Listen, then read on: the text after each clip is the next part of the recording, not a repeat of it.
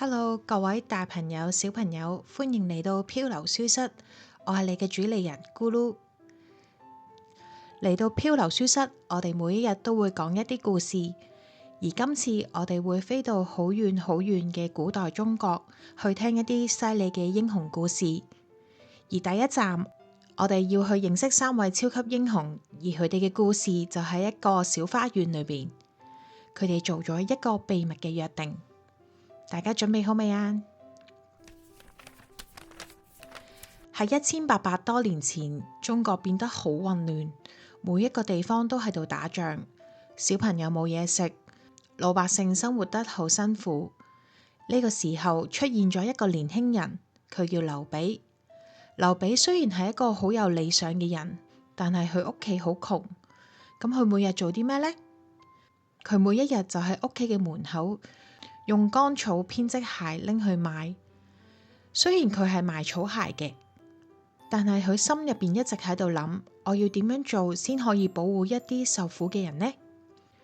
有一日，劉備喺街上面遇到一張招募士兵嘅告示，佢見到呢個告示就忍唔住輕輕咁樣嘆咗一口氣。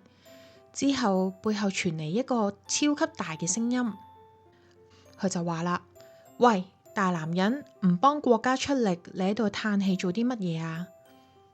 劉備回頭一望，哇！呢個長得咁高大、滿面黑鬍鬚嘅人，佢叫做張飛。張飛雖然好大聲，但係佢心地就好似棉花一樣咁軟。兩個人傾得好開心，決定就去一個小店嗰度飲茶。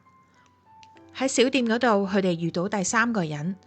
呢個人呢就再有型啲，佢生得非常高，非常高，塊面好紅嘅，就好似熟咗嘅蘋果一樣，好長嘅鬍鬚留到去胸口。呢個人叫做關羽。呢3個人坐喺度一齊傾偈，大家發現大家嘅工作雖然唔一樣，但係心裏邊嘅願望就一樣嘅。佢哋好想呢個世界變得和平，好想大家可以過一啲好嘅日子。之後張飛好開心咁講：我屋企後邊有一個桃花林，而家嘅桃花開得好靚，不如我哋去嗰度結拜成為兄弟好唔好啊？小朋友，你諗下呢一個畫面，就係樹上面開滿晒粉紅色嘅桃花，微風輕輕吹過，花瓣就好似落雪咁樣飄落嚟。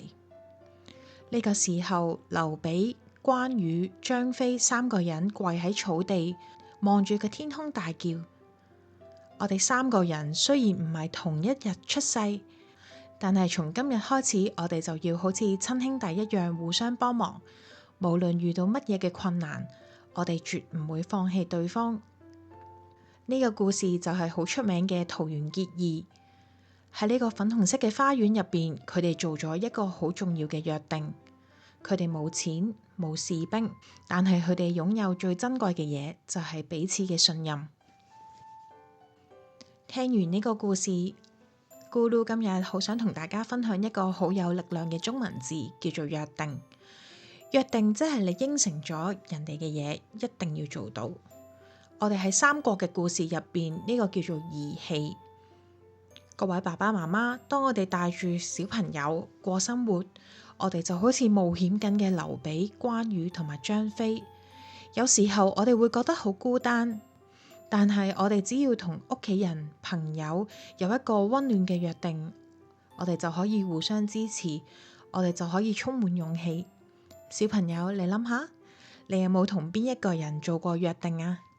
有冇同爸爸媽媽講過要自己收好玩具？有冇答應過好朋友要分享你嘅食物？做一個守信約定嘅人，你就係生活入邊嘅英雄噶啦。我哋今日嘅故事去到呢度。如果你中意今日嘅故事，記得請爸爸媽媽幫你訂閱我哋嘅頻道。下一集我哋會認識一個非常有野心、非常聰明嘅人，佢叫做曹操。